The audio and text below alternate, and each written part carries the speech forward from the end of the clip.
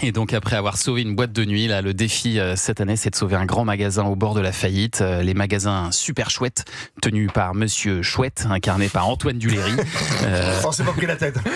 Voilà, c'était très clair. Pour ça, c'était clair. Un grand magasin qui a du mal à résister à la concurrence d'Internet. Et alors là, pour le coup, c'est vraiment d'actualité. Alors, vous savez quoi, on s'est dit, mais effectivement, quand on a vu ce qui se passait en ce moment, je me suis dit, c'est ça. Parce que dans l'actu, on a vu que le BHV faisait appel à Chine pour essayer de remonter la pente. Eh bien, vous aussi, à votre manière, vous faites appel à des Chinois. Il y a quand même une résonance avec l'actualité. Je sais pas si c'est Maxime Gastoy arrive, qui est très drôle dans le passage de Maxime Gastoy, il est formidable, et il vient, il nous dit, voilà, j'ai ouï dire qu'il y a 12 bus de touristes chinois qui vont passer de Paris, ils vont aller jusqu'au Mont-Saint-Michel, et avant d'aller au Mont-Saint-Michel, je les amène chez vous.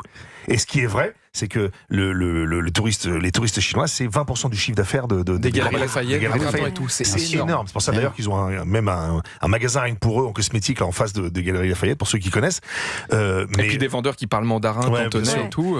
Voilà, et voilà, donc ça va être un des axes. Est-ce que ces touristes vont pouvoir passer nous voir, et on prépare cette venue. Voilà. Et c'est évidemment un super terrain de jeu pour vous, les grands magasins, parce qu'il peut y avoir énormément de monde, énormément de personnages. J'imagine que vous avez réfléchi à d'autres projets au départ avant d'arriver sur les grands magasins, où ça a été une évidence pour vous? Ça a été assez rapide. En fait, on s'est dit, bon, ok, on fait une possible suite.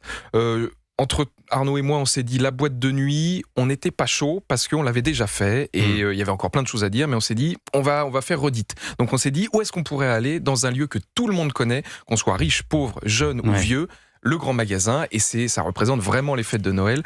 Donc c'était un peu une évidence, quoi. Ouais. Et là, alors tout le monde s'en mêle, y compris la mère d'Arnaud, jouée par Michel Bernier, ou votre père, donc interprété par Lionel Astier, qui dit de vous que vous êtes une lumière, mais une lumière très faible, plus proche d'une bougie.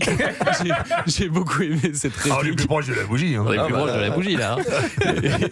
Et globalement, tous les deux, vous êtes quand même vraiment entourés d'une bande de bras cassés, quoi. Que ce soit les gens qui soient sur place au départ ou les gens que vous recrutez, il n'y a que des bras cassés. On voulait aussi rassembler ceux qu'on a vus sur le premier épisode de Panique dans la boîte de nuit au Passo Club, dont Élodie Pou, Jean-Claude Moicca, qui nous avait dit Cartman, qui nous avait dit oui tout de suite, et on avait été honorés qu'ils nous disent oui tout de suite, et on espérait, parce qu'on voulait les garder avec nous, cette petite team, et ils nous ont dit avec grand plaisir, Arnaud, ils sont venus, quoi. Donc mais par contre, je les garde parce que je les aime, mais je suis vraiment pas aidé, quoi.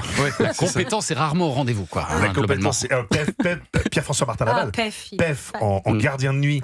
Qui pense qu'il préfère venir le matin parce que la nuit pour lui c'est compliqué. Et qu'il a peur du noir. Et évidemment. Et avec un beau travail de perruque. Non, il est passé en Turquie, ça n'a rien à voir. Et qui quand même me dit, si vous êtes là quand même, c'est pour surveiller s'il y a des voleurs, et qui me dit, bon, s'il n'y en a pas, est-ce que je peux rentrer plus tôt?